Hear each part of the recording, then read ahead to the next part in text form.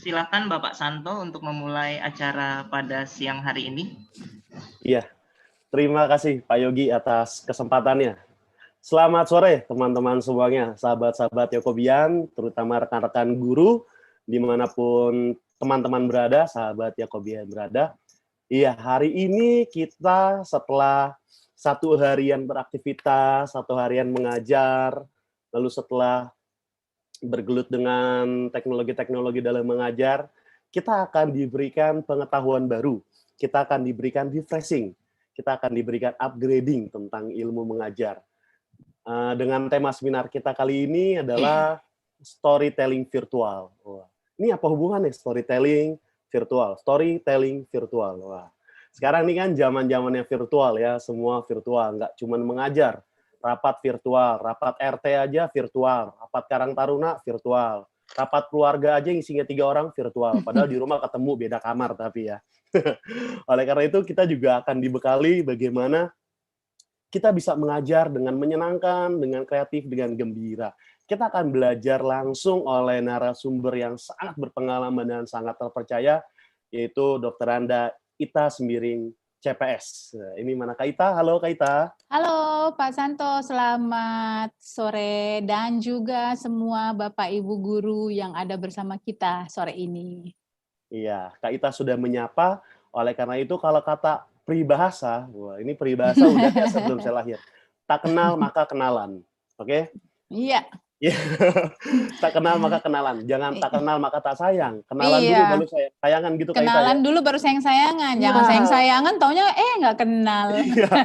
Oleh karena itu kita akan langsung memperkenalkan lebih jauh siapa ini Ita Sembiring. Saya sih lebih nyaman manggilnya Kak Ita. Nggak apa-apa ya Kak Ita ya? Terima kasih Pak Santo. Iya deh biar kelihatan mudah. Iya. Soalnya sapaan sehari Kak Ita. Ini di layar kita sudah ada background dengan wajah yang cantik, ceria, menyegarkan. Siang hari ini, sore hari ini, iya. Ini udah ada di sini sedikit informasi tentang Kak Ita. Ada IG-nya, Sembiring Ita. Boleh di-follow, boleh di-add, silakan. Lalu ada nomornya juga tertera, ada Gmail-nya di sini.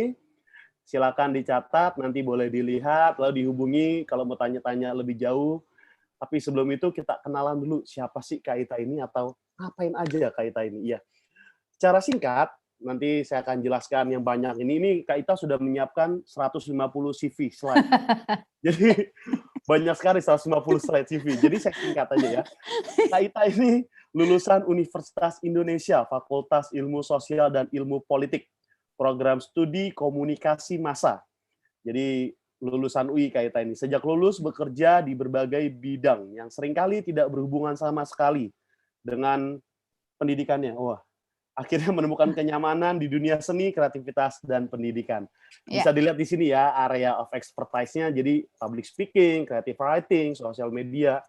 Karena lulusannya itu komunikasi massa, tapi kok nyambung-nyambung ke creative thinking, event organizer, ini apa ya? Banyak sekali Kak Ita ini. Lalu Kak Ita juga seorang penulis novel dan skenario film. Kak Ita juga senang untuk mengajak orang untuk belajar, berinovasi terus-menerus, sampai orang itu mencintai dan menyenangi pekerjaannya. Bisa dilihat ini ya, di sini ada Speaker Evaluation Report. Wah, ini Kak Ita sebagai pembicara nilainya hampir sempurna ya. Ini. Ini mungkin karena dibuat 99,80 karena kesempurnaan itu milik Tuhan, maka diplesetin. Jadi sangat berpengalaman sekali di bidang public speaking ini ya Kak Ita ya. Ya, itu penilaian dari peserta ya. Penilaian dari peserta ya? Ya. Wah, ini dari peserta sendiri yang sudah merasakan bagaimana efek dan manfaat berlatih bersama Kak Ita. Itu ya, ini juga ada lagi bahwa penilaiannya, materi pelatihannya oke, metode pelatihannya sangat bagus, fasilitasnya luar biasa, pembicaranya oke, materi-materinya sangat oke. Ini berbagai laporan kegiatan. Kenapa ini saya tampilkan, sahabat-sahabat Yakobian, teman-teman guru semua, supaya apa? Jangan kita mengira-ngira bahwa ini Kak Ita siapa sih? Lalu apa yang mau dibicarakan? Ini udah ada bukti nyatanya nih tuh. Ya, udah ada buktinya bahwa sangat berpengalaman sekali di bidangnya. Nah, klien-kliennya juga banyak sekali Kak Ita ini. Tidak terhitung ya, makanya di sini tidak pakai angka ya, mulai dari universitas-universitas, lalu pemerintah juga, lalu pihak swasta juga. ada juga dengan Polri, lalu berbagai media, berbagai perusahaan, berbagai sekolah. Kak Ita ini sudah menjadi narasumber ataupun menjadi trainer di berbagai tempat, gitu ya. Mulai dari di sini ada Singapore International School, lalu ada himpunan Humas Hotel, lalu juga ada Polri, ini saya lihat ya Kak Ita ya, Polri ya, Iya, iya. Kominfo, Kemenpar, wah ini benar-benar luar biasa sekali. Mulai dari sekolah sampai pemerintahan, mulai dari bibit sampai dengan ini yang sudah ke universitas juga. Lalu proyek-proyek Kak Ita ini banyak sekali, dari berbagai macam kegiatan, mulai dari yang saya senang ini nih, producer of LA Indie Movie. Wah, kayaknya Kak Ita juga di film banyak sekali ya. Lalu ada juga novel-novel dan karya-karya tulis yang sudah Kak Ita ciptakan. Boleh kita lihat di sini kontributor dari karya tulisnya. Jadi tidak hanya di bidang public speaking, tapi juga tulis-menulis di Kompas Cybermedia, kontributor majalah Femina, majalah Mail Emporium, majalah E-Magazine Mail, lalu ada freelance fotografer media. Wow, luar biasa sekali. Ini buku-buku yang sudah diterbitkan. Dari tahun 98 ada Tragedi Jakarta, sampai tahun 2020 yang terbaru Ear and Eye. Jadi mata dan telinga. Ya, jadi mulai dari 98 sampai 2020 sudah banyak sekali karyanya. Lalu ini ada juga cerita-cerita rakyat dari berbagai daerah. Gitu ya, Opera Karo, lalu ada Opera Banten, terus juga ada skenario film. Wah, di RCTI, SCTP, Space Tune. Wow, zaman dulu sekali nih Space Tune. Udah nggak ada Wow. juga ya. Saya dulu nonton Space Tune, sekarang sudah tidak ada lagi ya nampaknya. Jadi di RCTI ini ada Kejar Ketahuan Daku. umurnya udah tua. Oh, udah ketahuan umurnya. Wah, ini Kak Ita ternyata orang yang sangat romantis ini. Saya lihat dari judul-judul film, skenario filmnya romantis-romantis ini. Ya, sesuai permintaan pasar. Jadi bisa jadi sangat romantis juga Kak Ita ya. Ya. Nyanyian kekasih, cinta di ujung doa. Wah, luar biasa. Jadi para jombloers nanti kalau misalnya teman-teman guru yang ada yang jomblo juga bisa minta resep ya dari Kak Ita ya, penulis skenario handal juga. Ini sinema-sinema project dari Kak Ita. Banyak sekali ini galeri-galerinya sudah bertemu dengan Bapak Presiden kita juga. Lalu banyak sekali Kak Ita ini di bidang-bidang yang berkaitan dengan public speaking, dunia pendidikan, dunia kreatif. Intinya seperti itu Kak Ita ya. Ya. Ini saya sengaja tampilkan supaya teman-teman bisa ngelihat. Gitu. Inilah dia Kak Ita Sembiring. Teman-teman sudah melihat semuanya secara singkat, kurang lebih 2-3 menit saya memperkenalkan, mudah-mudahan jelas. Kalau kurang jelas karena ini ada di YouTube channel Sekolah Santo Yakobus, nanti silakan bagi yang belum subscribe bisa subscribe, lalu bisa lihat lagi siapa ini Kak Ita, mau lihat-lihat kontaknya, bisa dilihat lagi kontaknya Kak Ita gitu ya. Dan teman-teman kalau misalnya nanti punya pertanyaan, silakan dituliskan di chat di YouTube chat kita, nanti akan ada yang mengaturnya di sana, silakan aja kalau mengajukan pertanyaan. Ini ada nomor-nomornya, saya tampilin lagi biar lebih lama, kontak-kontaknya, gitu ya, dengan senyum Kak Ita. Oleh karena itu langsung saja, saya persilakan Kak Ita Sembiring.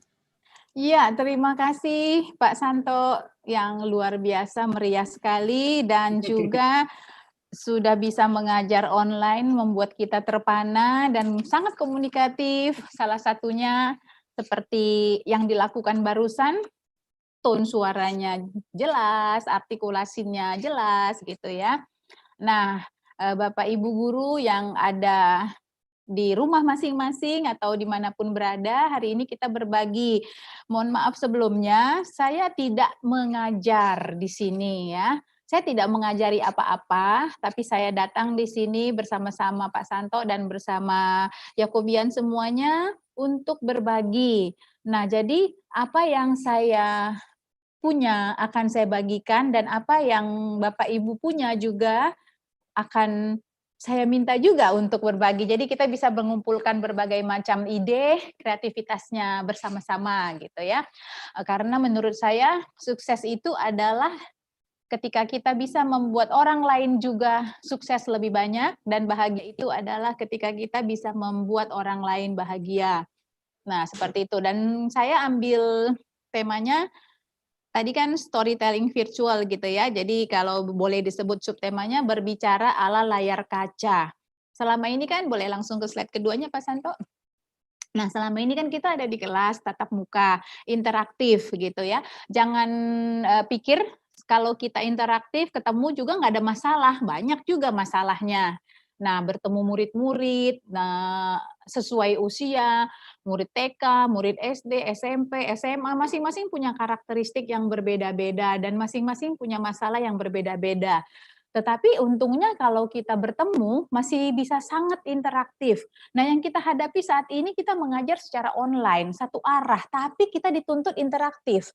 Kalau enggak tuh, kan sering lihat tuh kita meme-memenya tuh di sosial media, 5 menit pertama masih berdiri tegak, 5 menit 10 menit kemudian, nggak nyampe 10 mungkin ya, 7 menit Iya. gitu, udah mulai turun ya Pak Santo ya, Mulai turun. turun. Ya, kemudian tambah lagi 7 menit, 8, 9, belum selesai udah nggak ada tuh. Tapi terus kalau misalnya nggak sengaja difoto itu udah ada yang tidur, ada yang kakinya selonjoran, seperti itu. Sikap udah nggak terjaga otomatis. Nah, jadi tantangan buat guru-guru di masa sekarang ini adalah tidak mudah. Tapi jangan juga kita sebagai guru mengeluh. Jadi siswa juga nggak mudah. Yang dia biasa ketemu teman-temannya, ketemu ibu gurunya, mau bertanya bisa langsung, jadi berat. Jadi sebetulnya yang tertekan itu bukan cuma guru, muridnya juga tertekan. Jadi kita sama-sama tertekan. Tambah lagi kita tertekan, ada pihak ketiga. Siapa itu? Orang tua murid. Gitu ya. Boleh diteruskan? Jadi banyak sekali kaitan yang tertekan ya di proses Betul. kita ya, dari Iya. guru, siswa, sampai orang tua murid. Lalu kenapa Iya. ya, ini Kak Ita akan menjelaskan kayaknya ini. Betul Pak Santo. Jadi jangan merasa kita nih guru-guru kayaknya penderitaan kita itu udah kayak film-film zaman dulu tuh udah derita tiada akhir gitu ya. Padahal murid-murid juga sama tertekannya, orang tua juga sama lah. Nanti orang tua juga ngeluh, nih gimana sih kita udah bayar uang sekolah mahal-mahal, kita udah biayai anak kita, udah keluarkan ini itu. Nah kita di rumah jadi ibu guru, jadi istri, jadi ibu rumah tangga gitu. Tambah stres, tambah ribut lagi gitu. Terus mau komplain, sekolah juga bilang, emangnya kita yang bikin pandemi ini gitu. Jadi nggak ketemu-ketemu gitu ya. Nggak kelar ya, salah-salahan Betul, terus ya Kak Ita ya. karena semua orang kan dianggap bertanggung jawab, jadi sama-sama gitu. Nah, supaya kita bisa keluar dari kemelut ini tentunya tidak boleh egois gitu ya. Nah, yang pertama yang seringkali kita hadapi adalah kendala eksternal, di mana jaringan internet kita tidak memadai misalnya. Nah, apalagi itu datangnya dari pihak guru, pihak yang mengajar. Lagi mengajar tapi murid-murid di luar sana di rumah masing-masing dengernya sekalian siang tiba-tiba freeze. Itu gitu. Putus. Iya kan? Dengerin guru ngomong lancar aja bisa aja dia terbuai dan tertidur, apalagi putus-putus. Dia tertidur sambil menahan jengkel gitu ya. Jadi Terbawa mimpi itu Kak Ita, ngigo nanti. numpuk ya ngigo-ngigonya itu kayak udah, oh iya ya baru saya ngeh tuh anak saya belakangan ini sering banget ngigau tentang jawaban-jawaban gitu. Wah ini ada masukan dari Pak Santo, iya saya harus jadi aware nih. Saya pikir dia mungkin karena capek aja gitu, ternyata mungkin karena ada tekanan di dalam. Nah jadi kita sebagai guru juga harus memahami, jangan selalu berpikir, aduh menderita banget nih kita udah ngajar, nggak didengerin, tambah lagi penderitaan yang tertinggi, gajinya kecil gitu. Itu saya no comment lah, itu no comment. Iya, kita semua tahu kan guru-guru kan hidup kita sebagai guru ya cukuplah ya. Digugu dan ditiru ya Kak Ita ya, Digugu pahlawan dan dengan banyak nah, jasa. udah diubah ya, dulu kan pahlawan tanpa tanda jasa gitu. Nah, terus ada lagi nih kendala eksternal selain jaringan tadi, anak-anak ini juga tidak mudah mengatur anak-anak itu. Bertemu aja susah, apalagi tidak bertemu, apalagi yang guru-guru TK nih. Di sekolah nih, maaf aja dia, Ibu mau ke toilet. Nah, tiba-tiba di online, Bu mau ke toilet. Kalau di sekolah dia ke toilet pasti balik ke kelas. Nah, ini takutnya dia balik ke kamar tidur. Hilang anaknya, nggak tahu lagi di mana gitu. Nah, kemudian yang faktor eksternal ketiga, orang tua. Nah, orang tua kan juga kadang-kadang emosi, mungkin juga tertekan lihat kondisi anak-anak di rumah, dan orang tua ini kan juga menghadapi efek dari pandemi ini tidak mudah juga gitu. Nah, jadi outputnya itu bisa macam-macam, bisa ke anak, ke sekolah, dan segala macam. Belum lagi nih, kita sekolah diadu domba dalam tanda petik ya. anak-anak mengeluh nih, misalnya anak-anak mengeluh nih, gimana sih Mas sekolah aku nih. Orang tua dengan baik hatinya berbicara ke sekolah, akhirnya sekolah memperbaiki diri, disiplinnya diperketat, anak-anaknya komplain sama sekolah. Ini kenapa sih sekarang jadi gini sekolahnya? Jadi kita nggak tahu nih, sebetulnya yang stres itu siapa gitu ya. Dikasih longgar dikit katanya, gimana nih masa depan pendidikan anak-anak? Lebih perketat lagi, ini sekolah ngebosinin banget, nggak tahu ya apa kita udah jenuh di rumah. Nah, pokoknya semua serba salah. Nah, kalau udah ada persoalan seperti ini, kita jangan cari siapa yang salah, mending kita cari jalan keluar. Jalan keluarnya salah satu adalah kita benahi faktor internal. Seorang guru yang tadi kata Pak Santo digugu dan ditiru itu harus punya pengetahuan yang cukup. Itu kita semua udah sama-sama tahu lah ya, dan menurut saya nih guru-guru itu yang ada hari ini menyimak pun pasti udah punya cara mengajar yang baik. Saya kan tinggal berbagi ya.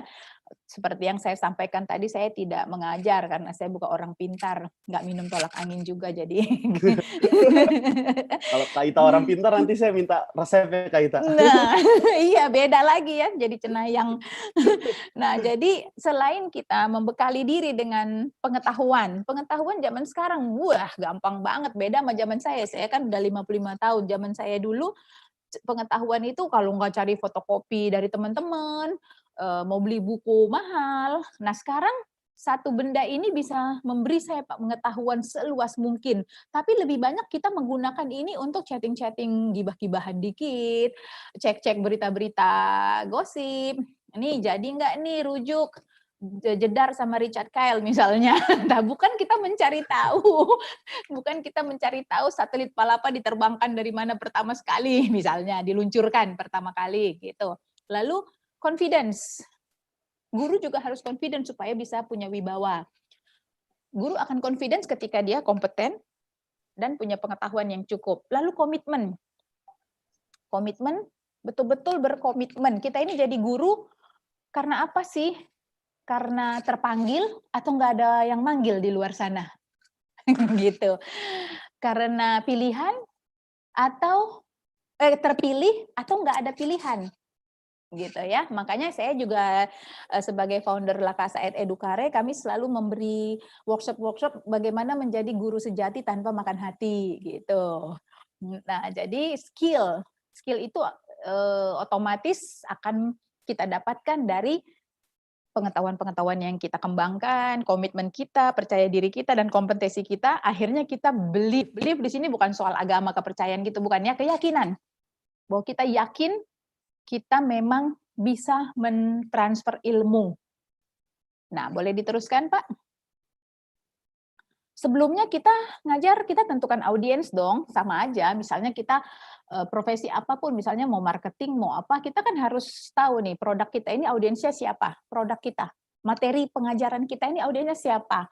Nah, kalau audiensnya anak-anak kecil yang masih maunya ketawa-ketiwi, sana-sini, jangan juga dikasih kata-kata yang berat-berat, bahasa-bahasa yang ilmiah, supaya kita terlihat, dalam tanda petik ya, supaya kita terlihat cerdas, karena banyak sekali orang di dunia ini takut sekali dikira nggak cerdas gitu ya. Padahal ketidaktahuan juga sometimes itu kemilau dalam diri kita. Makin kita tidak tahu kan makin cari kan. Nah, kalau kita banyak tahu, lama-lama jadi sok tahu, malah songong gitu. Nah, Pak Santo setuju pasti ya gitu. Setuju saya Kak Ita, setuju. Nah itu, jadi jangan berpikir ketika kita tidak tahu terus kita minder, nggak confident lagi. Aduh, apalah saya ini guru yang bersatu dengan debu tanah gitu ya. Nah, padahal dalam ketidaktahuan kita akan terus-menerus mencari informasi yang akan memperkaya. Nah, setelah kita tahu audiensnya siapa, kita menyesuaikan diri. Mengatur anak-anak yang loncat-loncat ini tentu tidak sama dengan kakak-kakak yang sudah mahasiswa atau kakak-kakak yang celana pendeknya udah mulai panjang, seperti itu. Boleh diteruskan Pak Santo? Ini dia, satu kata sederhana yang akan membuat kita bisa mengajar atau storytelling secara virtual dengan asik ketika kita beradaptasi.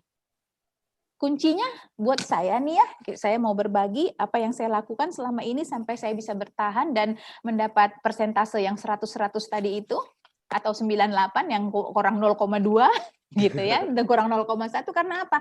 Adaptasi.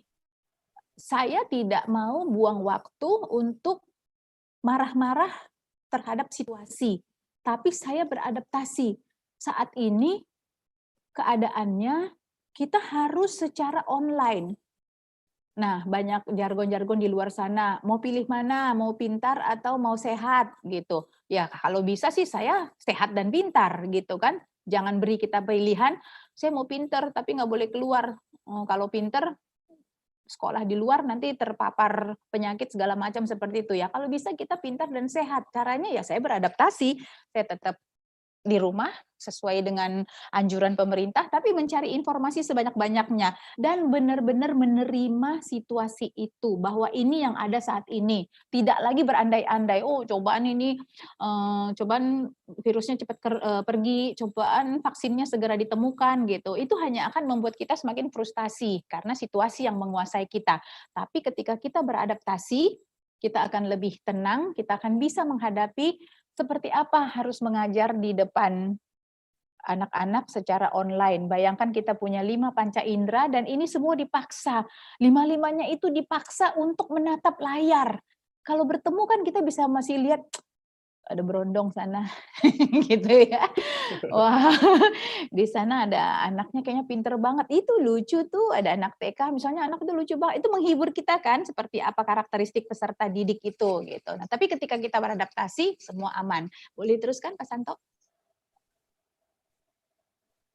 Ini dia, bagaimana kita storytelling virtual tadi. Kita bicara nih nanti sampai jam 4. Tapi saat ini kan kita posisinya Pak Santo juga duduk, yang dilihat oleh teman-teman Bapak Ibu guru di rumah masing-masing kotak-kotak biru putih dengan baju batiknya, saya putih yang polos banget gitu. Nggak apa-apa, tapi anak-anak akan bosan, ya pasti. Ayo kita atur tampilan kita. Nih, tolong digarisbawahi, atur tampilan dan penampilan di layar. Ya, tampilannya itu berarti konten-konten yang kita sajikan. Penampilan itu penampilan kita. Gitu ya. Pak Santo tadi ya, jam 2:30 kurang 10 tuh masih nyisir-nyisir gitu. Karena apa? Dia memperhatikan penampilannya di layar. Ya. Terus dia bilang gini, saya mau cari nih latar belakang yang ada kayak gini tuh adanya di luar kamar, di kamar saya polos gitu. Berarti apa? Beliau memikirkan tampilan di layar. Nah, itu dia style. Kita harus punya style dalam mengajar. Lalu, kok saya ngomong terus begini 1 jam? Yang enak tuh saya ngomong aja. Yang paling berat dalam hidup ini mendengar loh. Orang yang ngomong, ngomong aja ya, apalagi kalau kayak ibu-ibu bilang merepet gitu ya. Nah, yang denger itu kupingnya sakit, pikirannya penuh, tapi dicekokin terus. Nah, tapi gimana supaya orang enak denger kita?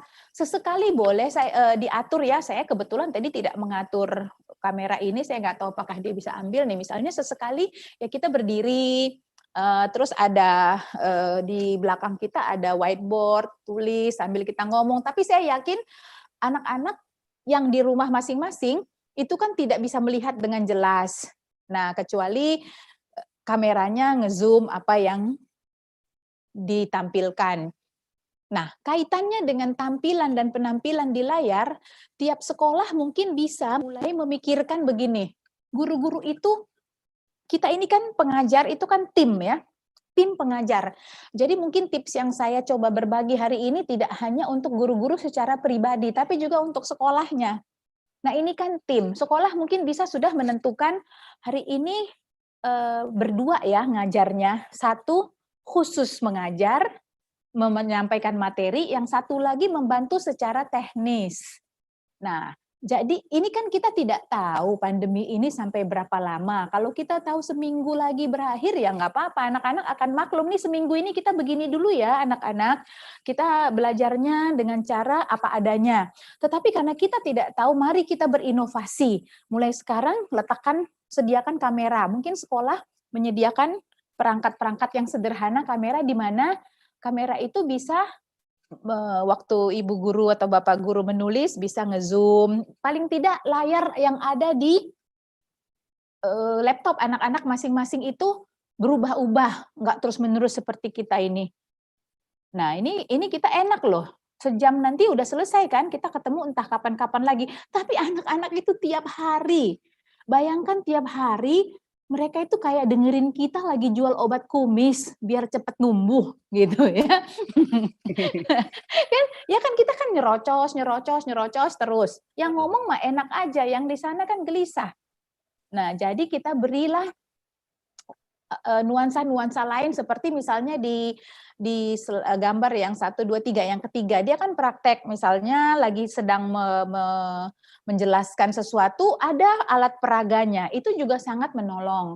Atau kembali lagi secara variatif kita boleh berdiri. Nah, tapi jangan lupa semua ini butuh persiapan. Nah, kalau kita nge-zoom sekarang kan itu udah kayak minum air ya, masuk Zoom jam 8, udah masuk ke linknya, duduk depan kamera begini. Paling jauh kita ngetes seberapa ya gini, terus lihat rambutnya udah oke belum, latar belakangnya udah oke belum, cahaya dari mana, segitu aja. Tapi kita terus begini sampai selesai nanti. Nah, mulai sekarang mungkin kita sebagai Bapak Ibu guru mulai memikirkan, besok saya mau pakai alat peraga apa ya?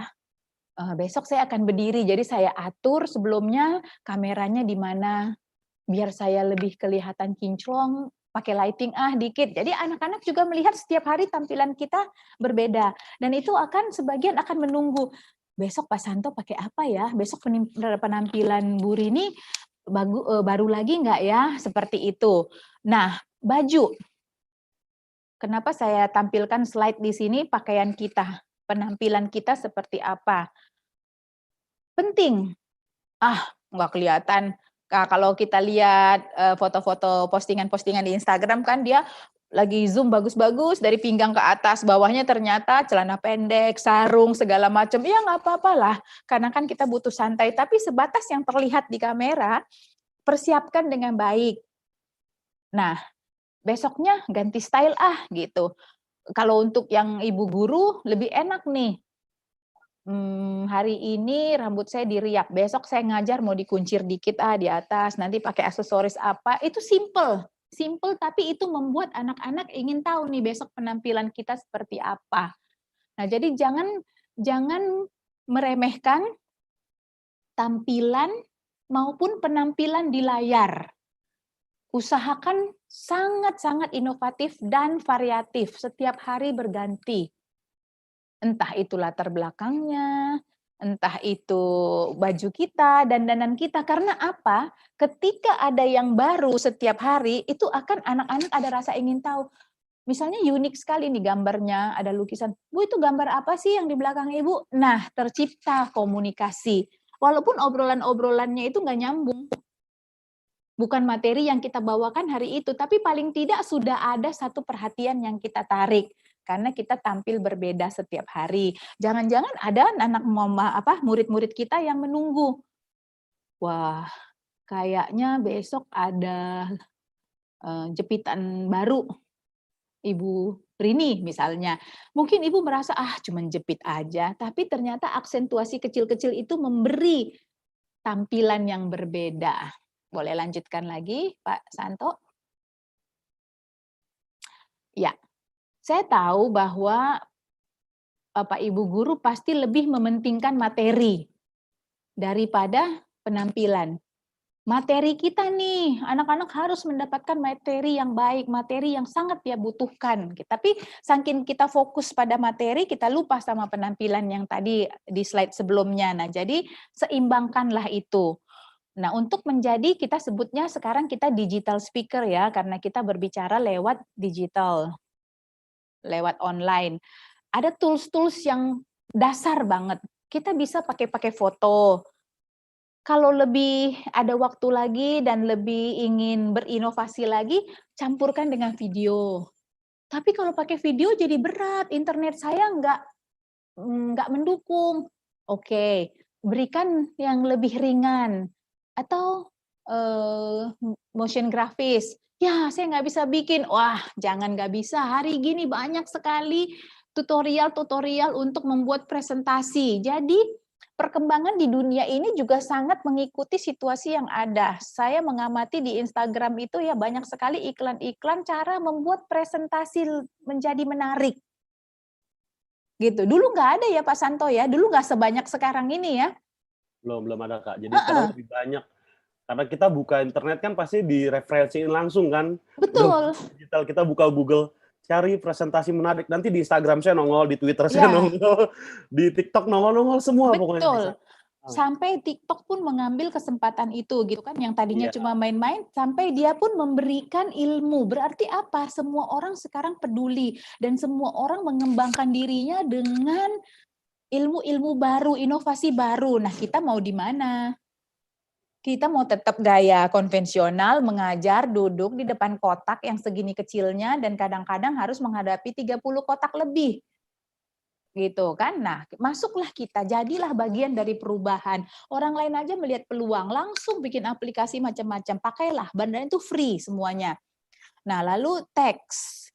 Ya, banyak yang bilang nih slide-nya Bu Guru tuh teks semuanya. Mending kita dibagi aja teksnya, kita baca sendiri di rumah gitu. Nah, kalau bisa saya nggak tahu kalau saya bagikan slide ini, apakah Bapak Ibu guru di rumah bisa begitu saja memahaminya? Saya rasa juga tidak lengkap ya kan ya Pak Santo ya.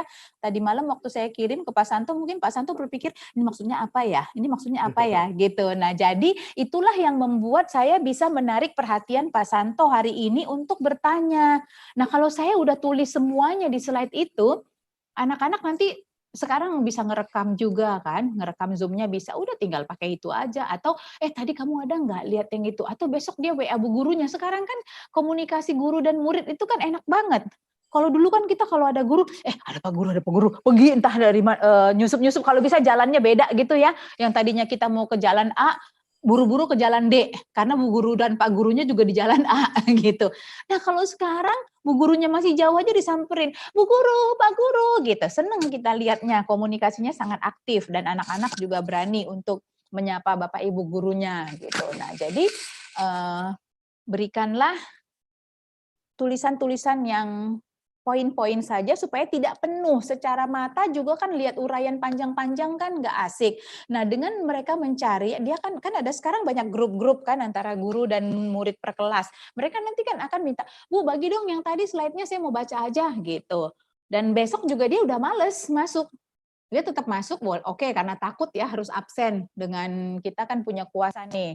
Nah guru-guru kan pada waktu-waktu tertentu juga suka menggunakan kekuasaan yang kita punya. Nanti kamu nggak naik kelas ya, kalau tidak memenuhi ini, tidak memenuhi itu, gitu.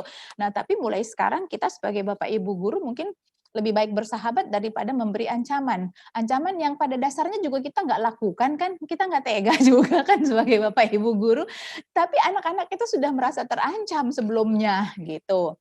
Nah, jadi kita gunakan bahasa-bahasa positif, lakukanlah yang sesingkat-singkatnya. Cari referensi sebanyak-banyaknya, karena referensi itu akan memberi inspirasi.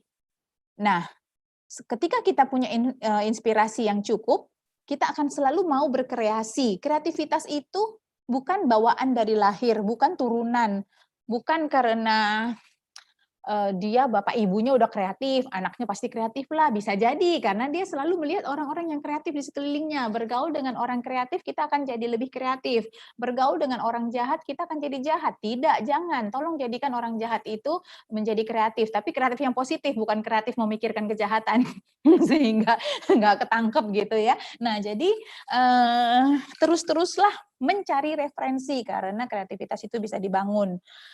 Lantas gimana ya supaya juga anak-anak yang belajar online itu bisa bertahan, bisa tertarik? Salah satunya beri dia salam pembuka.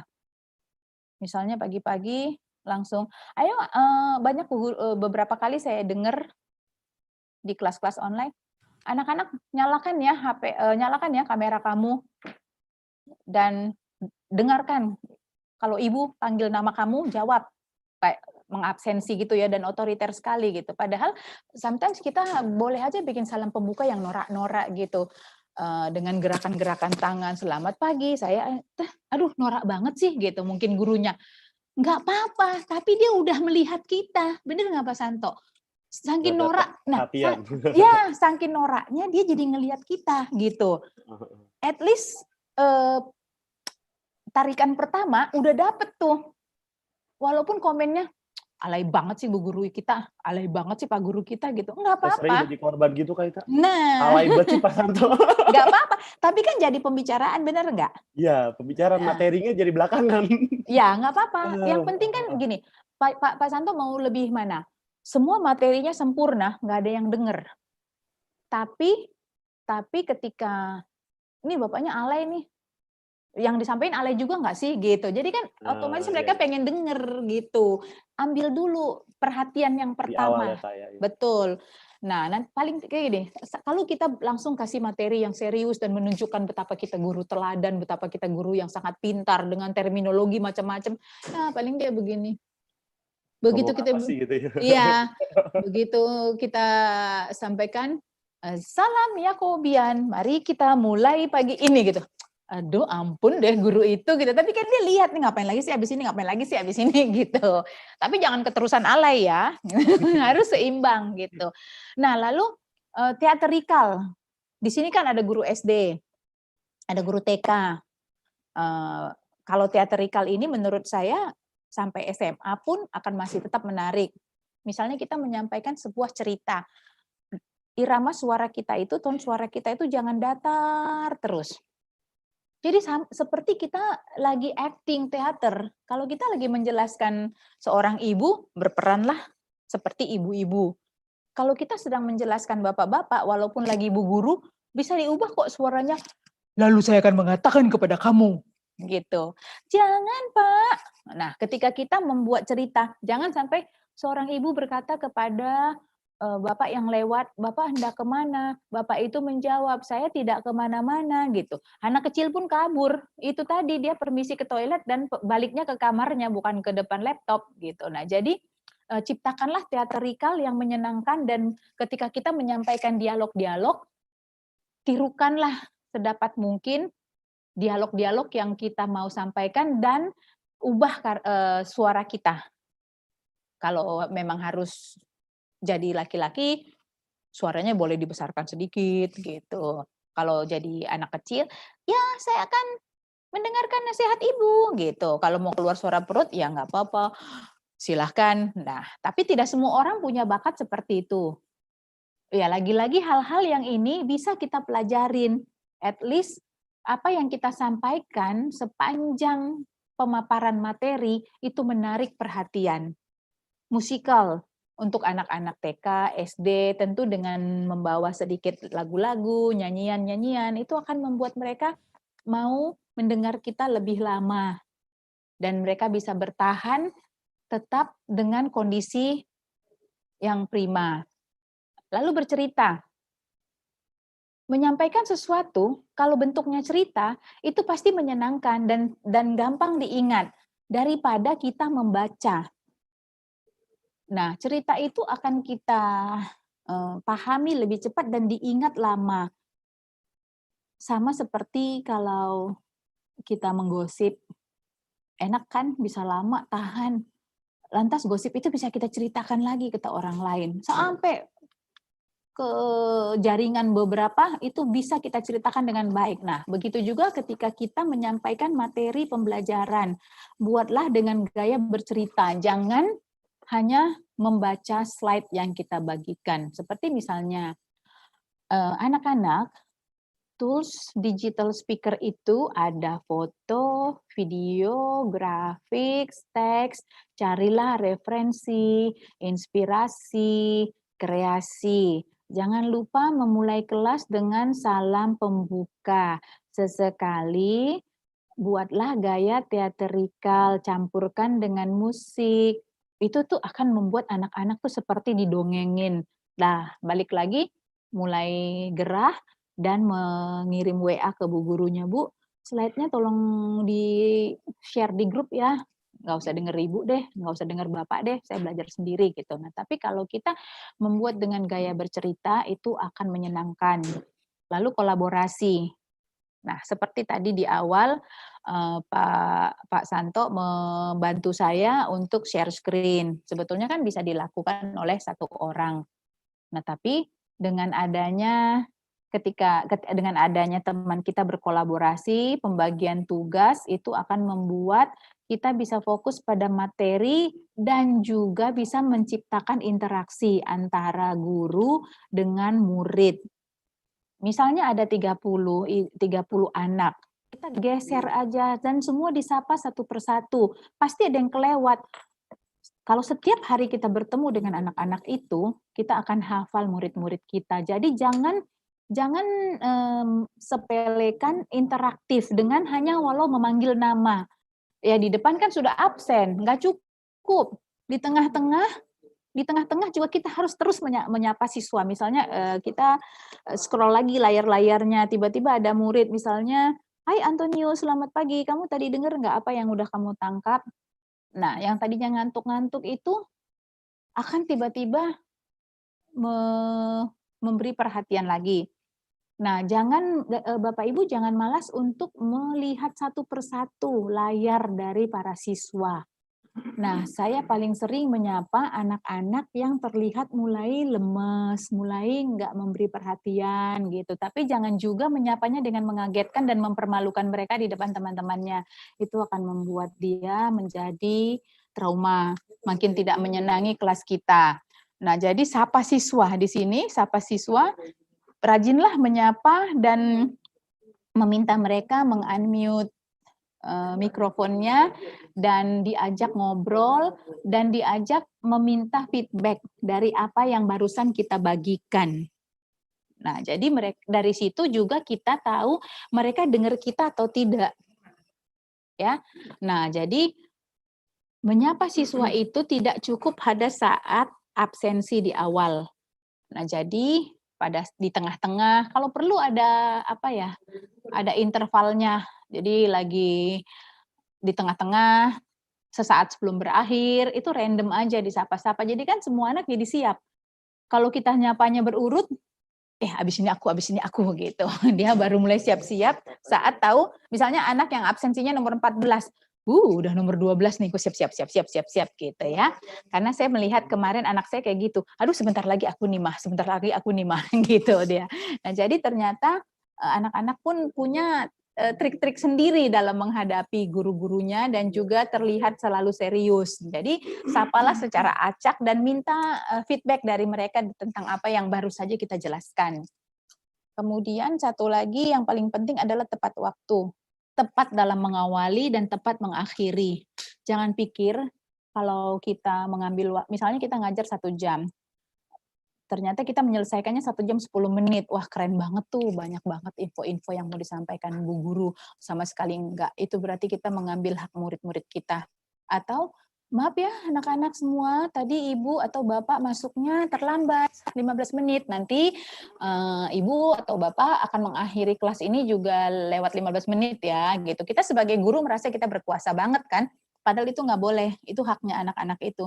Mungkin dalam 15 menit yang kita ambil itu dia udah merencanakan mau bikin apa tadinya. Nah, karena kita merasa guru, kita merasa seenaknya aja bisa mengambil waktu anak-anak itu. Apalagi memberinya tugas yang menumpuk. Nah, jadi jangan lupa tepat waktu itu di awal sama di akhir. Ketika kita tepat waktu mengajar dan mengakhirinya tepat, itu juga akan semakin menumbuhkan wibawa guru dan sekolah. Gitu. Ada yang mau dikomentari Pak Santo? Belum? Ya. Masih lanjut ya. Masih Tapi lanjut. Kayak ini nih, saya tertarik dengan yang, kalau saya pribadi ya, mungkin nanti kan ada pertanyaan-pertanyaan dari teman-teman, tapi bagian dari teatrikal dan musikal gitu ya, bahwa ketika kita mengajar, mungkin kalau mata pelajaran ini kan untuk teman-teman TK dan SD akan lebih mudah gitu ya. Mungkin karena anak SD kan atau anak TK kan seneng tuh dengan gaya-gaya. Ya, seperti bermain. Nah, gitu kan ya. Tapi kalau misalnya di SMA nih, Kak. Di SMA itu kan mata pelajarannya cukup complicated ya, cukup banyak. Apalagi kalau misalnya eksak gitu. Kita bicara soal eksak lah. Kalau misalnya non eksak kan masih bisa kita teatrikal gitu. Kalau misalnya eksak, Kak, bagaimana teatrikal? Oke, cairan kimia H2O ditambah C2O kan bingung gitu ya. Gimana teatrikal di SMA ini bagaimana gitu Nah, loh, Pak? teatrikalnya itu dari cara kita berbicara, nggak monoton. Misalnya ketika kita mencampurkan cairan di botol pertama dan kedua, ini akan berbahaya sekali, bisa meledak, duar gitu. Jadi ekspresif. Kan bisa aja kan? Bisa aja kan kita. Nah, ini ada campuran pertama. Lalu dituangkan di gelas yang lebih kecil.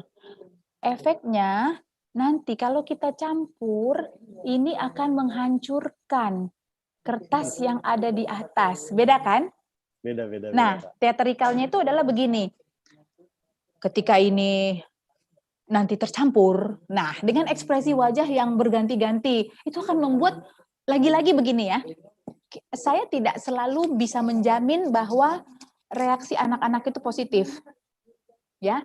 Tiba-tiba kan waktu saya begini, pensil ini kalau saya masukkan ke dalam gelas, nah waktu muka saya begini, mereka gini, apaan sih tuh ibu satu itu gitu kan. Tapi yang saya mau tekankan adalah selalu ada reaksi. Ya, reaksinya itu kita nggak bisa atur, semuanya harus reaksi yang positif, nggak bisa. Nah, tapi kalau nanti misalnya begini, kalau cairan ini saya aduk, bubuk-bubuk yang ada di dalam semuanya akan tercampur. Nah, jangankan anak SD, anak TK pun males denger kayak begitu. Ya, tapi monoton. ya, terus anak SMA kesel dong Kak Ita denger kayak begitu. Enggak juga. Nah, di dalam ini ada cairan. Beda kan? Dengan yang pertama, ada cairan dan ada bubuk yang tercampur. Nah, bubuk ini kalau saya aduk gitu. Jadi ada apa ya? Ada permainan ekspresi. Teatrikal itu kan maksudnya tatap mata kita, gerak tubuh kita, gestur, body language gitu, sama tatapan mata, suara yang berubah-ubah tonnya. Gitu. Nah, kalau musikalnya kadang-kadang seperti ini. Saya contohin yang pernah saya lakukan ya. Bandel banget nih anak SMA. Setiap kali saya ngomong apa, dia langsung bikin tingkah yang tidak saja mengganggu saya, tapi mengganggu teman-temannya yang di sekitarnya. Lalu di tahun saya ngajar itu lagi tren banget tuh, lagi ngehits lagu, siapa tuh lagu yang entah apa itu ya. Siapa itu? Nah, Lupa, saya juga itu saya juga penyanyi. lupa, tapi saya dengar itu dari TikTok ya kalau nggak salah. Ya, dari Nah, TikTok ya. ya lalu waktu saya merasa terganggu banget dengan anak itu, terus saya panggil namanya Diki waktu itu. Diki, kamu dari tadi ya nggak pernah tenang. Saya juga jadi terganggu nih, nggak konsentrasi. Saya tuh nggak tahu loh kamu kenapa. Terus tiba-tiba saya nyanyi, entah apa gitu. Terus yang lain tuh jadi yang pertama tuh ngatain Diki, kamu sih gitu. Tapi yang tadi kelasnya udah mulai ngantuk-ngantuk, udah mulai bubar-bubar gitu ya, terkumpul lagi. Bisa nggak itu dilakukan di online? Bisa. Kan kita bisa lihat tuh di layar gesturnya mereka. Makanya kalau boleh nih sekolah juga mulai memikirkan untuk ada asistensi lah gitu ya. Oh, tenaga guru kan kurang. Nanti di slide berikut ada, tapi nggak apa-apa saya bahas sekarang. Tenaga guru kita kan kurang. Libatkan siswa yang menjadi asisten. Nah, siswa itu kan ada banyak. Hari Senin siapa, Selasa siapa, Rabu siapa. Nah, otomatis siswa yang tidak terlibat di hari Senin, dia akan mikir, nih Selasa siapa nih yang kena. Ya, itu random aja. Jadi semua orang akan memperhatikan kelas itu dan minta mereka besok kalau kelas saya lagi, hari ini kita tunjuk ya, Susan yang akan membuka kelas. Kalau sekarang saya lihat beberapa sekolah Katolik itu dibuka dengan doa kan, doa gantian. Nah, tapi itu kan udah rutin, doa tetap. Tapi besok kita mau review sedikit yang kita pelajarin, giliran siapa ya? Minggu depan siap-siap semuanya gitu. Jangan ditentukan hari ini. Besok siapa? Berarti anak itu yang kita minta untuk mengasistensi gurunya. Mintakan juga mereka yang jadi co-host-nya pada saat kelas itu. Jadi mau tidak mau kan dia on. Nah, anak-anak yang lain juga akan belajar. Oh, besok akan giliran saya, lusa akan giliran saya tiba, begitu. Jadi itu kolaborasinya juga bukan cuma hanya sekedar antar guru gitu, kayak anak-anak juga artinya kolaborasi di sini semua peserta didik dilibatkan gitu. Betul, ya. Jadi gini, kalau kita ngajar di depan, baik secara digital ataupun offline maupun online, kalau kita ngajar ngomong sendiri, peserta itu kan merasa ditiadakan, gitu ya. Pembunuhan yang paling kejam itu kan ketika kita meniadakan orang lain, gitu ya. Dianggap Nah, nggak ada ya Kak ya? ya, dianggap nggak ada. Jadi kita nyerocos saja, kita nyampein materi, terus jam kita udah selesai 1 jam, tanda tangan bahwa kita tadi udah ngajar gitu. Anak-anak dapat atau enggak, kita nggak pikirin, itu kan nggak baik juga. Nah, ketika kita melakukan cara-cara kolaborasi ini, dilibatkan, nanti yang merasa mungkin awal-awalnya anak-anak kan kesel, apaan sih? Bikin kerjaan aja, nambah ini, nambah itu, gitu, itu udah pastilah. Apalagi yang di batas-batas SMP kan, masih tanggung jawabnya masih beda lah sama yang SMA, seperti itu. Tapi dari sekarang tanpa sadar mereka juga sudah belajar untuk membangun teamwork. Padahal yang kita ajarkan matematika, gitu. Nah, itu akan membuat guru-guru itu lebih berkualitas karena dalam menyampaikan pelajaran matematika, tapi dia juga sudah bisa mengajarkan siswanya public speaking dan membangun teamwork. Bayangkan, satu mata pelajaran matematika, kita udah membagi ilmu yang lain, dan juga keberanian untuk memimpin. Mumpung sekarang yang dipimpin teman-temannya, jadi nggak malu, kedepannya mereka terbiasa untuk menjadi pemimpin. Seperti itu. Coba kita lanjutkan lagi. Boleh. Ya. Ya. Nah, ini nih, hati-hati. Sekarang kan sedang seru-seru banget nih, Merdeka Belajar. Nah, Merdeka Belajar itu kita pahami dulu nih artinya. Tugas menumpuk. Nah, guru kan tinggal teriak nyaring nih, murid browsing. Ini enggak yang disebut dengan Merdeka Belajar. Ketika guru nyampein materi 10 menit, lalu cari sendiri ya. Dengan seluruh kemerdekaan yang kamu punya. Bapak merdeka. Iya, gitu. Itu namanya bukan Merdeka Belajar, itu namanya guru mencari kemerdekaan, biar nggak usah ngajar, gitu. Nah, jadi jangan berpikir ketika guru memberi tugas yang menumpuk, guru itu keren, disiplin,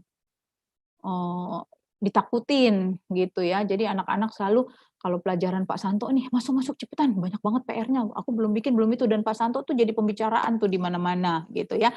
Jadi pembicaraan sekaligus jadi makian terpendam, gitu ya. Anak-anak kan ada di, iya, jadi gibahan terpendam seperti itu. Nah, lalu hati-hati juga ketika kita memberi banyak sekali PR, anak-anak itu pasti merasa, nih pasti gurunya nggak bisa ngajar nih, cuman ngasih PR aja, kita suruh cari bahan sendiri, tapi alasannya bilang, anak-anak kalian tuh harus mandiri terstruktur ya, cari sendiri, ini Ibu kasih tema-temanya, silahkan dikembangkan sendiri. Dan jangan berpikir kita sudah mengajari mereka menjadi orang-orang yang mandiri dan mencari tahu ilmu-ilmunya dari berbagai sumber. Sama sekali tidak. Mungkin kita yang dianggap tidak tahu mengajar sehingga memberi tugas lebih banyak dan kita makin dianggap membosankan. Nah, jadi hati-hati memahami Merdeka Belajar ini.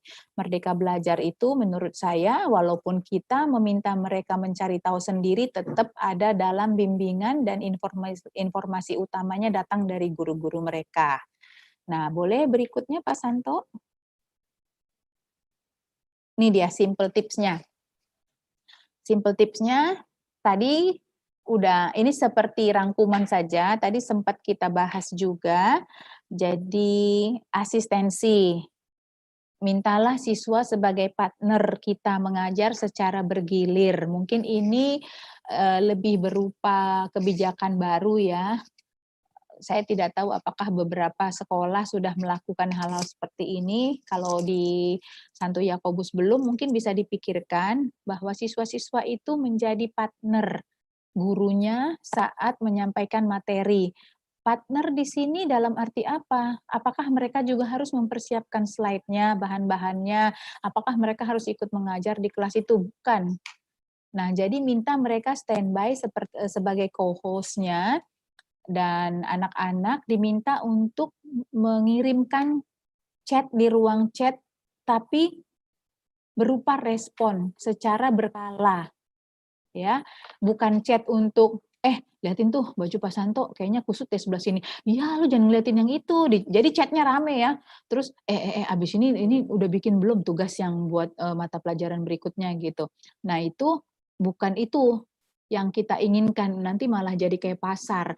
Nah, minta murid-murid memberi respon dalam ruang chat tentang apa yang sedang dibahas, 1-2 kalimat.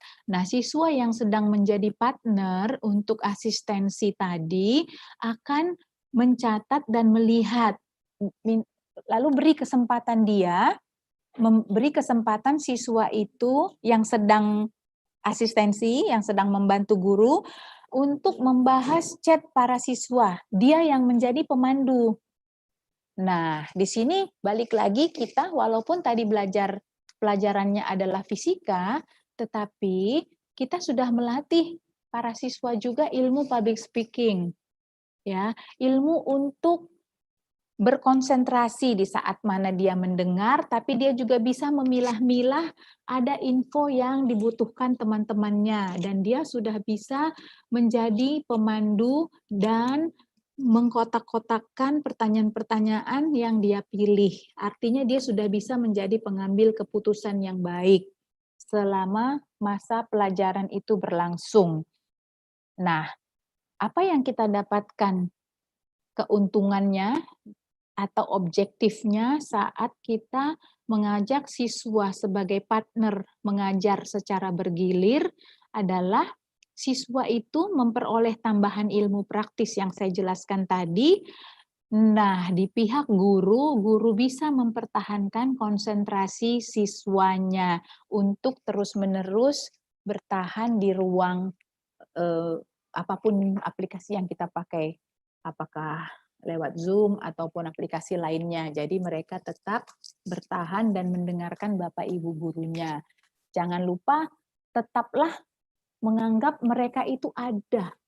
Jadi bukan hanya menyampaikan materi, berdiskusi. Karena satu mata pelajaran itu 1 jam ada ya. Ada kaitan. Nah, itu tidak mudah menahan orang untuk terus-menerus mendengar kita selama 1 jam. Nah, kadang-kadang saya juga dengar tuh banyak guru-guru juga kasih kuis, gitu ya, kasih kuis di tengah-tengah.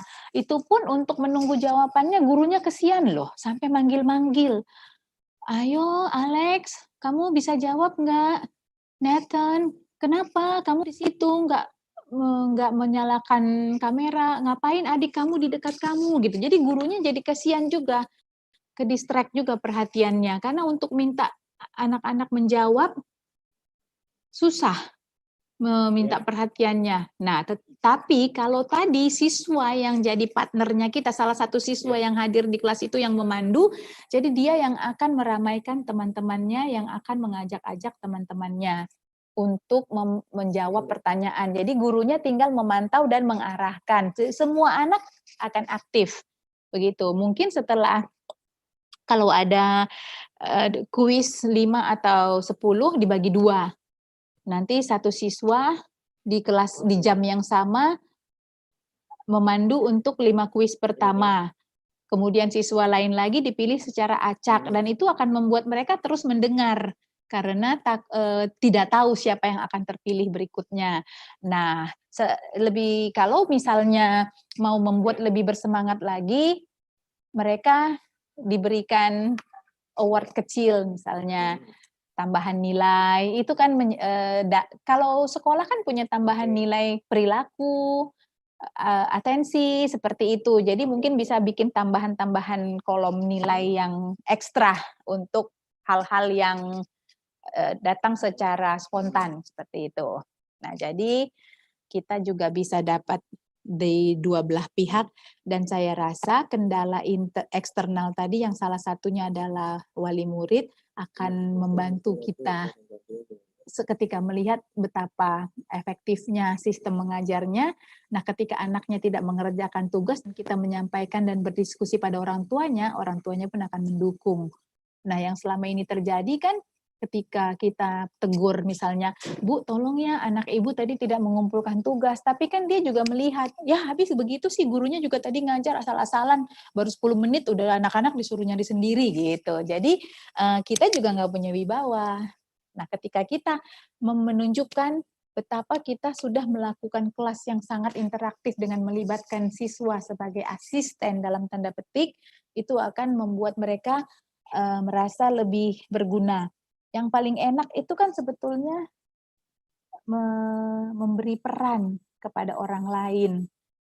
Awalnya mungkin dia bilang, aduh males nih nambah kerjaan. Tapi ketika orang diberi peran, orang dianggap penting dan berguna, dia juga akan dengan sendirinya melibatkan diri di dalam kegiatan itu. Setelah ini slide terakhir nih sepertinya Pak. Iya benar. Kita mau slide terakhir atau ini saya sudah mendapatkan beberapa pertanyaan. Boleh. Ini sebagai bukti bahwa tampilan kita menarik. Iya gitu. Karena kan atensi banget kan. Jadi yang masuk ke dalam radar saya, waduh, ini ada 6 pertanyaan Kaita. Ya, oke. Dari mungkin saya bagi 3 kali ya. Jadi ada 6 penanya sih, ada 6 penanya, bukan pertanyaan tapi 6 penanya. Ini ada 6 pertanyaan. Yang pertama dari Ibu Maria Eni. Kaita, bagaimana sih caranya memancing kreativitas peserta didik dengan tayangan kita? Mohon pencerahannya. Wah, ini diminta pencerahannya karena Kaita orang pintar ya. Wush, mesti ada tolak anginnya nih. Ini satu dulu Kaita. Ini yang berkaitan Kaita. Yang kedua, membangun dari Ibu Sutriani. Membangun kreativitas pada saat PJJ, kira-kira kiat-kiatnya apa ya Kaita? Nah, itu 2 penanya tentang kreativitas. Mungkin yang atas untuk membangun kreativitas peserta didik, yang bawah mungkin untuk guru dan peserta didik juga nih, membangun kreativitas. Lalu dari Ibu Chris Sefari, bagaimana caranya menyapa anak secara merata? Jadi bagaimana sih nyapa anak secara merata? Apakah dari misalnya anak kita ada 30 orang, kita sapa satu anak atau gimana gitu Kaita. Jadi ini 3 penanya dulu. Ya, oke. Kaita apa sudah tercatat? Udah. Kalau nggak saya chat. Saya chat atau dicatat? Ada udah saya catat. Ya. Ada 3 pertanyaan. Pertanyaan 1 dan 2 itu kaitannya dengan kreativitas. 1 kreativitas anak, 1 kreativitas guru dan anak. Nah, pertanyaan ketiga adalah bagaimana menyapa anak secara merata. Misalkan nih 30 ya. 30 anak, dan itu tidak mudah. Nah, karena yang 1 dan 2 soal kreativitas agak sama, jadi saya mencoba ini ya, saya mencoba jawab yang nomor 3 dulu. Ya, yang nomor 3 dulu karena yang 1 dan 2 kan bisa disatukan. Boleh Kaita. Silakan Kaita. Nah, oke. Bagaimana menyapa anak secara merata? Saya berbagi dari apa yang saya lakukan ya. Jadi dalam satu layar kalau pakai laptop itu kan bisa ada 3. 1, 2, 3, 4 foto, terus ada 3 strip. Nah, kalau kita loncat-loncat random, itu kan akan membuat ada satu anak nanti mungkin terlewatkan, tidak disapa. Tapi kalau kita buat berurut, nanti anak-anak jadi hanya bersiap ketika namanya mendekati namanya. Jadi saya selalu, mulai dari yang baris paling bawah. Nah, itu saya sapa 4-4-nya. Yang ada di situ gambarnya 4-4-nya, lalu saya alihkan lagi, saya selingin dengan materi yang saya sampaikan. Kemudian naik lagi ke slide berikutnya. Kita bergeser di layar berikutnya maksud saya ya, di layar berikutnya karena ada 30 kan. Ambil lagi yang baris paling bawah. Sampai begitu, ada 3 slide selalu supaya itu untuk mengingat saya. Sebetulnya anak-anak tidak akan mendapatkan pola itu, karena kan mereka sibuk sendiri kan. Oh, nih habis ini, tanya sini. Tapi kalau kita lakukan terus-menerus, dia akan mendapat pola itu. Makanya kita acak. Acak dalam arti kita juga bisa menjaga, kita bisa mengingat yang mana yang sudah, mana yang belum. Nah, kemudian setelah diselingin dengan materi yang lain, saya pindah lagi ke slide awal, tapi yang baris pertama, gitu. Itu yang saya sapa. Nah, jadi nggak perlu dicatat juga, ini sudah, itu sudah. Nah, percaya sama saya, Ibu Ari, nanti 3-4 kali Ibu lakukan itu, Ibu akan udah ingat ya, tiap hari juga ketemu muridnya. Acak secara random sekalipun, kita bisa ingat kita udah sapa semuanya. Begitu. Dan kalau ada 1-2 yang kira-kira belum, ataupun Ibu sudah merasa menyapa semua, ada baiknya juga supaya makin interaktif. Ada yang belum Ibu panggil enggak anak-anak gitu. Jadi kita tetap membangun komunikasi 2 arah. Jangan berpikir kita udah sapa semua udah beres. Itu kan berarti tetap 1 arah dong ada di kita. Oh, saya udah sapa semua kok, udah pastilah udah beres gitu. Nah, jadi balik lagi, ada yang belum Ibu panggil atau teman-temannya bisa inget nggak? Nah, itu akan terbangun komunikasi lagi Bu Ari, bahwa teman-temannya pun pasti jawab, si ini Bu, si itu Bu, belum gitu. Tapi jangan terlalu lama karena itu akan membuat kelas gaduh. Bener ya? Itu kelas bisa gaduh kalau kita nyari tahu aja. Anak-anak itu kan serba salah, dikasih 1 arah juga salah, dibiarin aja begitu 1 arah dia bosan, diajak berkomunikasi tiba-tiba rame gitu ya. Jadi harus ada kontrolnya juga. Nah, jadi bikin pola sendiri dari kita menyapa anak-anak. Semoga jawaban untuk Bu Ari bisa memuaskan dan bisa terjawab. Gitu ya. Jadi buat polanya sendiri ya Bu Ari ya. Nah, untuk Ibu Maria, bagaimana memancing kreativitas peserta didik? Salah satu cara adalah dengan terus berkomunikasi dengan mereka. Dengan memberikan contoh-contoh, sampaikan pada anak-anak jangan bosan-bosan bahwa kreativitas itu bisa kita dapatkan dari berbagai referensi. Nah, jadi setiap kita mau memulai sesuatu, jangan lupa sebelum kita meminta anak kreatif, harus kitanya juga dulu yang kreatif.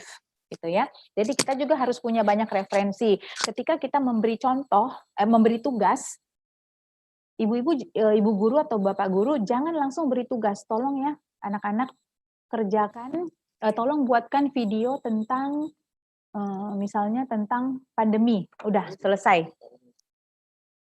Itu akan membuat mereka berpikir satu hal saja. Tetapi kalau kita memberi contoh, pandemi misalnya, kamu bisa mengambil sisi apa yang dilakukan orang untuk mengatasi kejenuhannya, bikin video apa yang dilakukan orang mengatasi kejenuhannya selama pandemi. Satu ya contohnya.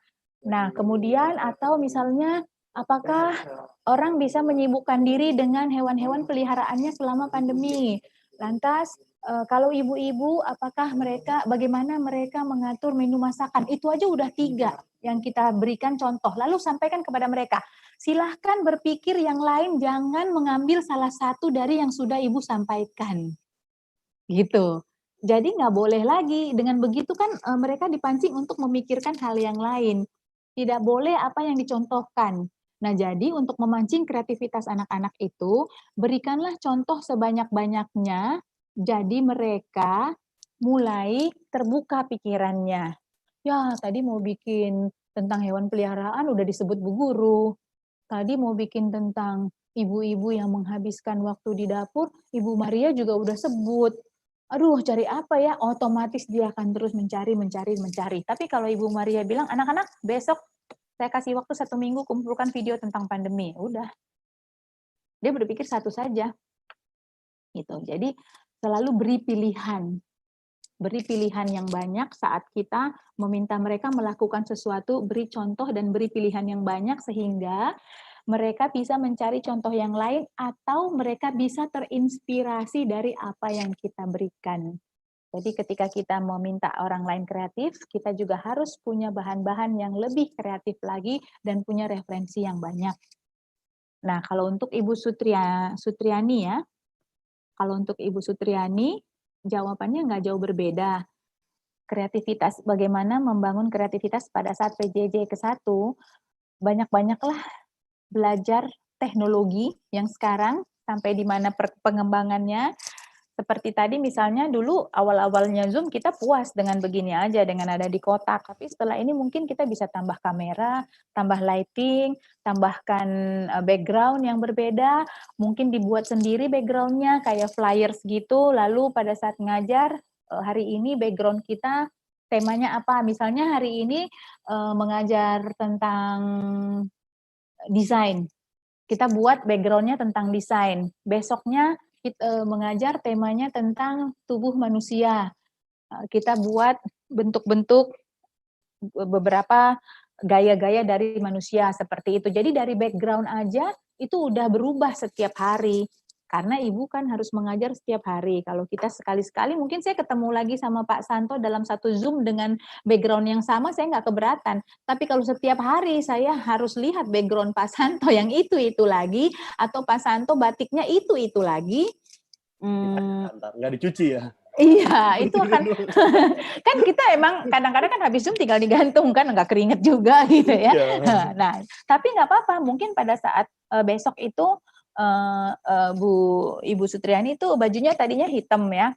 Nah, besok mau baju hitam lagi nggak apa-apa, tapi sampirkanlah sedikit selendang dengan warna lain gitu, supaya ada aksentuasi yang anak-anak lihat berbeda dari hari yang lalu sampai hari ini gitu.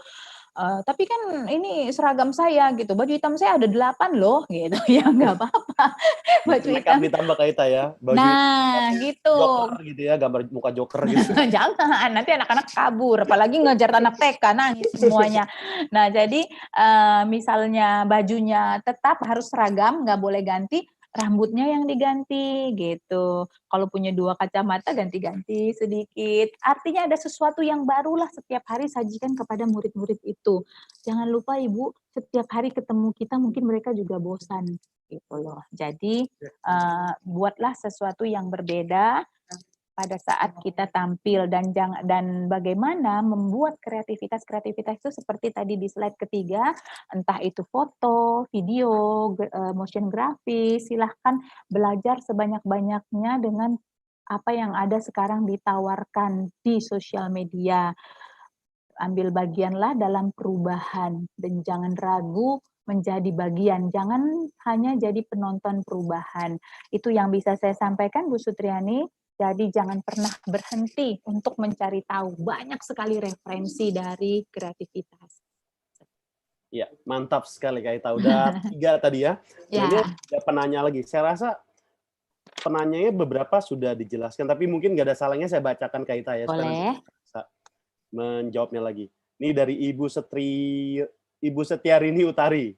Nah, Ibu Setiarini Utari bertanya, ketika kita share screen, perhatian kita ke anak berkurang. Bagaimana cara membuat siswa itu tetap antusias mengikuti pembelajaran kita, Kaita? Itu dari Bu Setiarini Utari. Lalu ada dari Ibu Mayesti Manuela, ini ada 2 pertanyaan. Kaita, saya guru TK. Mau tanya, ada tidak pantangan yang harus dihindari bila kita mendongeng untuk anak TK? Jadi kalau kita dongeng anak TK tuh ada nggak sih pantangan yang harus dihindari? Itu pertanyaan pertamanya. Lalu pertanyaan keduanya, Kaita, bagaimana caranya mengubah informasi menjadi sebuah cerita bagi anak TK? Tuh, jadi ini untuk anak TK nampaknya Kaita. Jadi dari guru TK. Jadi mengubah informasi jadi cerita gimana sih buat anak TK? Itu 2 penanya. Lalu penanya terakhir, karena ada 3 penanya. Dari Bapak Thomas Suharda. Selamat siang Kaita. Kaita, bagi berapa sih persentase yang ideal antara memilih materi yang sempurna atau komunikasi yang menarik atau yang bisa didengarkan? Jadi presentasinya mana nih? Kalau misalnya materi yang sempurna atau komunikasi yang terjalin dengan baik. Artinya yang menarik siswa itu bagaimana presentasenya? Ada nggak sih yang idealnya? Gitu Kaita, dari 3 penanya 4 pertanyaan. Ya. Barusan saya mau komen ini yang menyimak kita tuh ibu guru semua ya, ternyata ada Pak Thomas. Ada bapaknya. Iya, oke. Jawab Pak Thomas dulu ya, biar berbeda nuansa sedikit. Pak Thomas bilang, ada nggak sih persentase yang ideal antara memilih materi yang sempurna dengan komunikasinya? Nah, kalau bisa interaktif nih, saya pengen tanya ke Pak Thomas. Pak Thomas pilih mana? Materinya sempurna sekali, tapi saat mengkomunikasikannya gagal. Berarti materinya nggak nyampe juga kan? Nah, materinya itu biasa-biasa saja, tapi cara Pak Thomas menyampaikannya itu meriah sekali. Nah, sekarang saya coba menggantikan Pak Thomas dengan Pak Santo. Nah, untuk menentukan persentase, kalau saya pribadi sih tidak terlalu setuju dengan hitung-hitungan matematika, gitu ya. Bukan tidak setuju matematika ya, takut ada Pak Guru matematika di sini. Jadi tadi misalnya materinya Pak Santo bagus banget. Waktu disampaikan jadi nggak asik karena communication skill-nya Pak Santo nggak enak. Atau sebaliknya, Pak Santo komunikatif banget, tapi materinya sih ece-ece. Pilih mana? Pilih mana, Pak? Pilih nih kaitan.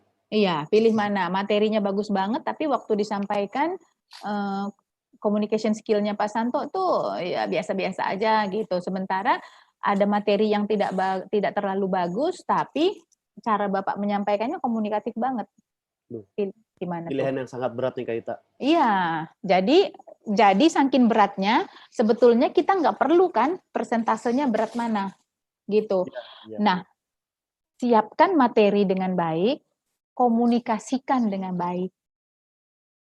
Itu yang ideal, karena kan pertanyaannya idealnya persentasenya berapa persen gitu kan. Nah, kalau saya bilang, ya materi 20%, cara mengkomunikasikannya 80%, bisa jadi, karena ada penelitian ya, ada penelitian dari USA, yang pertama sekali paling besar dilihat orang 55% itu adalah performance. Ya, lalu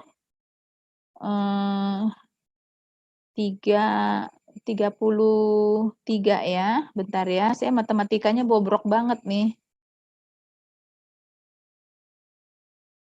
Sebentar.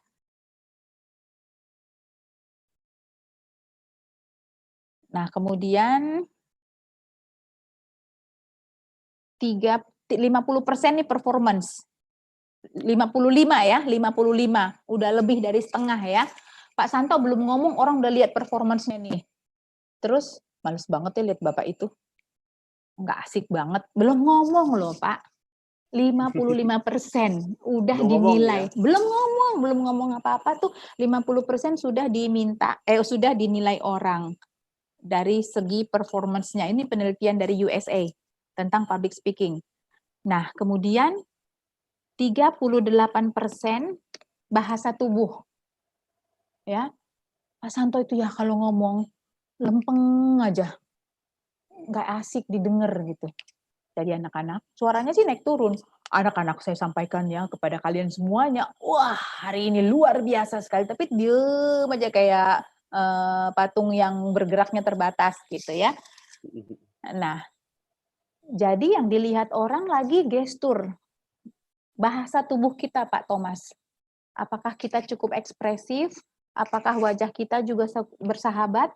Nah, tetapi saya juga menyarankan hati-hati ketika kita lewat Zoom, kalau terlalu banyak pergerakan gini juga kadang-kadang kalau kamera kita nggak bagus, dia ngeblur kan, dan itu membuat orang-orang yang ada gangguan mata atau vertigo itu sangat mengganggu gitu ya. Jadi pergerakan bahasa tubuh kita diatur secukupnya saja. Nah, lanjutan dari penelitian itu, materi yang dilihat hanya 7%. Bayangkan Pak Santo, 7% saja materi loh. Nah, jadi masihkah Pak Santo begadang-begadang menyiapkan materi, sementara orang ngelihatnya 7%. 50%-nya penampilan. 38%-nya bahasa tubuh.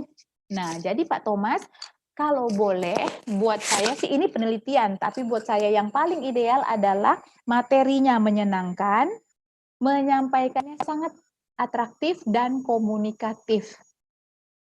Gitu. Saya nggak tahu apakah tadi percakapan kita ini cukup banyak pergerakannya atau kita terlalu diam gitu. Nah, Pak Santo kan lebih senang ketika kita juga sesekali bergerak, sesekali ada bahasa tubuh gitu. Sebetulnya saya bilang 7%. 7% juga udah ngerti kan Pak Santo kan? Nah, kenapa saya harus 7% gitu. Nah, itu tadi bagian dari teatrikal. Gitu ya. Penekanan itu kayak 7%. Iya, 7%. Tapi hati-hati kalau mau bikin pergerakan jangan ke muka semua. Jadi itu diatur gitu ya. Atau tadi mau menunjukkan properti-properti jangan di muka gitu. Jadi atur. Nah, jadi gitu materi dan communication skill Pak Thomas sebaiknya dua-duanya seimbang. Nah, kuasailah materi dengan baik sehingga dan communication skill yang baik sehingga pada saat kita menyampaikannya pendengar kita juga puas, apalagi anak-anak itu. Semoga cukup ya kalau Pak Thomas bisa kasih respons di chatnya. Kalau kurang puas bisa kita tambahkan keterangannya, tapi mudah-mudahan sudah puas supaya jangan mencari kepuasan di tempat lain ya. Oke. Bagaimana ke Ibu Setiarini Utari, pada saat kita share screen, kan perhatian kita ke screen-nya, dan bagaimana supaya anak-anak itu tetap antusias melihat screen-nya, gitu ya Pak Santo ya? Iya. Iya, buatlah yang kita share itu semenarik mungkin. Ya, karena ini online, Ibu Setiarini jangan terlalu banyak tulisan-tulisan. Gitu. Kalau dilihat sekilas, slide yang saya bagikan ini kan banyakkan gambarnya, gitu. Banyakkan gambar di mana anak-anak kalau tidak mendengar penjelasan, tidak mengerti, gitu. Nah, sehingga mereka tetap memperhatikan kita. Kalau slide-nya itu sudah lengkap, jelas, semua terurai dengan sempurna, mereka nggak perlu merhatiin kita lagi, Bu. Seperti yang saya sampaikan tadi, di chat saja gurunya, minta slide-nya, belajarin di rumah, baca di rumah, gitu ya. Jadi buatlah slide yang di-share itu sesingkat mungkin dan semenarik mungkin.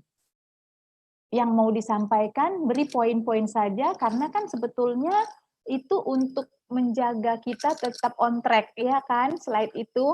Nah, guru yang baik maupun public speaker yang baik adalah yang paham, yang tahu, yang menguasai materi yang dia sampaikan.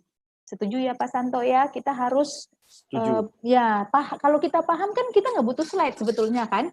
Betul Kak. Nah, tetapi karena ini jarak jauh, kayak saya bilang tadi, kalau nggak ada slide, nggak ada tontonan dikit-dikit, kita jadi kayak tukang jual obat tumbuh kumis gitu. Nah, jadi ngomong aja sendiri gitu ya. Jadi Bu Setiarini Utari, pada saat share screen, supaya siswa tetap antusias, berilah poin-poin saja. Sebab dia tidak akan mengerti tentang slide yang kita share kalau dia tidak mendengarkan kita. Jadi diposisikan, dikondisikan, itu hanya poin. Perlu penjelasan, perlu uraian dari kita. Jadi dia harus mendengar. Dan jangan lupa buat yang berwarna, buat yang atraktif. Bagaimana cara membuat yang atraktif? Banyak sekali referensi yang bisa kita temukan. Silahkan di browsing, dan segala tema itu tersedia di Google, di mana-mana ada, gampang sekali. Makanya tadi saya sampaikan buat teman-teman guru semua, jangan pernah merasa lelah, jangan pernah merasa malas, capek untuk mencari tahu referensi-referensi yang baik tentang presentasi, tentang hal-hal yang mau disampaikan. Semoga bisa menjawab untuk Ibu Setiarini. Untuk Ibu Maya, guru TK, ini emang juga bukan hal yang mudah ya, mengelola anak-anak kecil di kelas aja susah, apalagi berjauhan. Kita untuk guru TK untuk anak-anak TK selama pelajaran online ini memang kita juga sangat mengharapkan partisipasi orang tua gitu. Nah, cuman sayangnya kan kadang orang tua juga punya tanggung jawab masing-masing. Selama ini kan kalau diantar di sekolah, anak-anaknya di sekolah, orang tua mungkin melakukan pekerjaan yang lain, nanti siang ketemu lagi, baru tinggal membantu pekerjaannya. Nah, tapi khusus untuk anak TK memang kita masih sangat membutuhkan bimbingan dari orang tua masing-masing. Nah, dalam menyampaikan cerita tadi ya, apa yang harus ada pantangan enggak yang harus kita hindari? Saya rasa ceritanya itu pada saat menyampaikan cerita tentunya kita udah milih ya cerita yang pantas dan layak buat anak-anak. Nah, once kita yakin itu memang konsumsi anak-anak, sudah tidak ada yang harus tidak ada pantangan-pantangan dalam arti ini, tidak ada pantangan-pantangan dalam menyampaikan cerita seperti itu. Jadi silahkan menyampaikan ceritanya dengan baik, paling hindari kata-kata kasar. Seandainya pun kata-kata kasar itu memang tertera dalam dialog jadi bagian dari cerita itu, Bapak Ibu guru bertanggung jawab untuk mengganti kata-kata itu dengan kata yang lebih baik lagi. Jadi dari awal mereka sudah tahu untuk menggunakan kalimat-kalimat positif. Jangan gunakan kata-kata kasar walaupun itu cerita tentang perkelahian sekelompok anak atau 2 orang anak, atau kadang-kadang kan ada fabel ya, cerita-cerita yang tentang binatang-binatang seperti itu dan ada dialog-dialognya. Ibu guru tolong difilter, diseleksi, pakailah kalimat-kalimat yang baik. Nah, bagaimana cara mengubah informasi menjadi cerita untuk anak TK. Nah, itu informasi itu kan harus diterima sebagai informasi ya Bu ya. Kalau diterima sebagai cerita nanti tidak dilakukan. Benar ya? Benar ya Pak Santo ya? Misalnya misalnya kita sampaikan begini. Anak-anak harus ini informasi. Anak-anak harus tiba di sekolah, tidak boleh terlambat, tepat pukul 8. Oh, itu ceritanya Bu Guru, padahal itu informasi. Jadi nah caranya adalah, tapi kan kita harus bercerita menyampaikannya. Misalnya ini ya, ada pengumuman nih kebetulan di depan saya. Tulisannya, kami senang menyambut Anda kembali dan terima kasih telah menjaga jarak. Ya, ini kayak protokol kesehatan. Ini informasi. Tapi saya mau sampaikan ke anak-anak, kalau saya sampaikan, kami senang menyambut anak-anak kembali dan terima kasih telah menjaga jarak. Bedanya, saya akan membuatnya seperti bercerita walaupun ini informasi. Anak-anak, Ibu Guru senang menyambut anak-anak kembali ke sini dan terima kasih ya telah menjaga jarak. Balik lagi ke istilah teatrikal tadi. Jadi ada intonasi yang dirubah. Ada cara penyampaian dengan lebih lembut, lebih seperti menyampaikan sebuah cerita. Isinya jangan dirubah ya, Ibu Maya. Isinya jangan dirubah, tapi cara Ibu menyampaikannya seperti menceritakan sesuatu. Terima kasih ya anak-anak sudah berkunjung ke sini, dan kami menanti untuk kembali lagi ke sini asal tetap menjaga jarak. Jadi intonasinya ya Bu Maya, informasinya jangan dirubah apa-apa, takutnya malah nggak nyampe. Cara Ibu menyampaikannya seperti Ibu menceritakan sesuatu. Mudah-mudahan menjawab. Ya, Pak Santo. Iya, itu Kaita. Jadi sudah dijawab pertanyaan-pertanyaan dari Kaita. Nah, karena waktu sudah menunjukkan, wah saya gaya gitu kan. Tadi baru dapat dari Kaita kan, teatrika kan. Karena waktu sudah menunjukkan pukul 16:05 atau jam 4:05, maka kita akan sampai ke slide terakhir. Tapi bagi teman-teman nanti yang masih punya pertanyaan, tadi di awal saya sudah memberikan slide yang ada kontak person dari Kaita. Ada nomor teleponnya, nomor handphonenya, ada emailnya, ada Instagramnya, ada TikTok Kaita? Enggak. Jadi ada Instagramnya, ada email, ada juga nomor teleponnya, nomor handphonenya. Jadi nanti bisa dihubungi kalau ada pertanyaan lebih lanjut, nanti Kaita akan dengan senang hati menjawab dan memberikan masukan-masukan. Oleh karena itu, sekarang kita langsung masuk ke slide terakhir dengan kata-kata penutup dari Kaita. Ya, sebelum saya berterima kasih supaya pertemuan kita sore ini terlihat ilmiah ya, harus ada kesimpulan sedikit dong. Benar, Kaita. Ya, cuman beberapa kata aja. Jadi Bapak Ibu guru, jangan merasa terbeban dengan apa yang kita hadapi sekarang. Caranya adalah dengan tetap beradaptasi, jangan menunggu perubahan itu datang, tapi jadilah bagian dari perubahan supaya kita bisa memasuki semua situasi dengan baik. Nah, jadi ada sedikit kutipan dari saya yang baru terinspirasi tadi malam setelah menyusun ini dan berkomunikasi dengan Pak Santo di dini hari. Jangan dikuasai situasi, harus kita yang pegang kendali dengan cara adaptasi. Kata Ita Sembiring loh ya. Gitu. Jadi sekali lagi terima kasih banyak Bapak Ibu guru yang udah bersama kita sepanjang jam tadi melalui YouTube channel Santo Yakobus ya, Sekolah Santo Yakobus. Kalau ada misalnya yang kurang mohon dimaafkan, kalau ada yang lebih mungkin bisa segera dikembalikan. Sedikit ke saya nggak apa-apa, Kaita ya. Iya, boleh titip. Selamat mengajar Bapak Ibu guru. Terima kasih. Kita jadi pintar karena Bu Guru. Kita jadi seperti ini semuanya karena guru, bukan Bu Guru, karena guru ya. Soalnya ada Bapak Guru. Minimal ada Pak Thomas tadi. Iya. Iya. Baik Pak Santo, sekian dari saya. Terima kasih Kaita atas masukannya, atas ilmu dan pengalamannya, atas tips-tipsnya. Ya. Berbicara ala layar kaca. Wah. Terima kasih juga sudah diberi kepercayaan buat berbagi ya. Iya, Kaita. Terima kasih, dengan senang hati kami dari Yayasan Santo Yakobus juga bersyukur Kaita mau membagi pengalamannya, mau memberikan ilmu-ilmunya yang di layar kaca itu bagaimana, karena sekarang kan zamannya virtual, zamannya layar kaca. Gitu ya. Jadi terima kasih untuk sahabat-sahabat Yakobian, teman-teman guru semuanya atas perhatiannya dan kesediaannya menyediakan waktu untuk belajar bersama dalam seminar kita, dalam pembelajaran kita. Mari kita menjadi bagian dari perubahan untuk menjadi baru setiap hari dengan berkolaborasi dengan seluruh elemen dalam pendidikan. Begitu dari kami, salam Yakobian semuanya, religius, humanis, intelektual, peduli lingkungan, nasionalis. Kami tutup, selamat sore, selamat beraktivitas. Terima kasih Kaita dan teman-teman. Sampai ketemu Pak Santo, dah. Dadah.